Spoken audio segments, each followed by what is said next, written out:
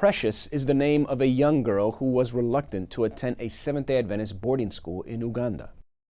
But through unexpected experiences, she discovered that the true value of education lies in the kindness of the people and the love of Jesus.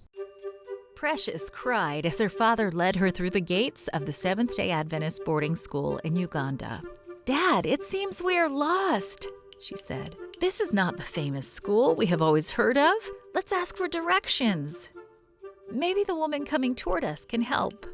Precious wanted to study in the beautiful buildings of a popular school she had read about. She didn't want to study at the much more modest buildings of the Adventist primary school. Precious's father heard her cries, but he didn't change his mind.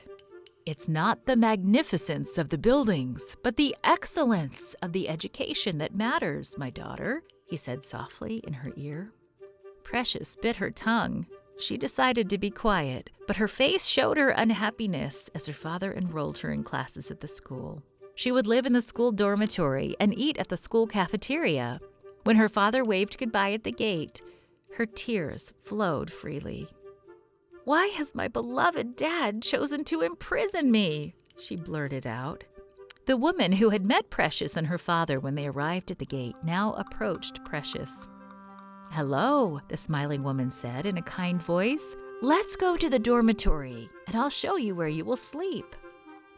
Precious sadly followed as the woman carried her suitcase to the dormitory. That evening, her heart sank further when she saw children lining up outside an old building. She wondered what was happening until she saw the children carrying plates of food. She realized that this was the school cafeteria.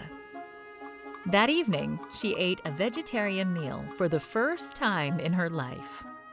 Later, Precious heard a bell ringing and saw children running joyfully to the campus chapel for evening worship. She decided to return to the dormitory to rest.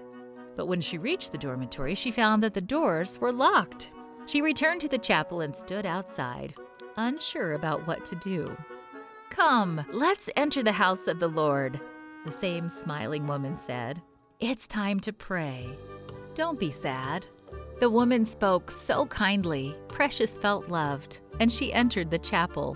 Inside, she heard little children singing in harmony. She had never heard such beautiful music before. After the children sang, someone stood up and spoke about Jesus. Her sadness quickly went away after hearing the singing and the worship talk. "At least I will enjoy this part of the school," she thought. When her father returned at the end of the school term, he was surprised when Precious announced that she wanted to return to the school after her vacation. She said she didn't want to miss seeing the kind teachers who began every lesson with prayer and a Bible text.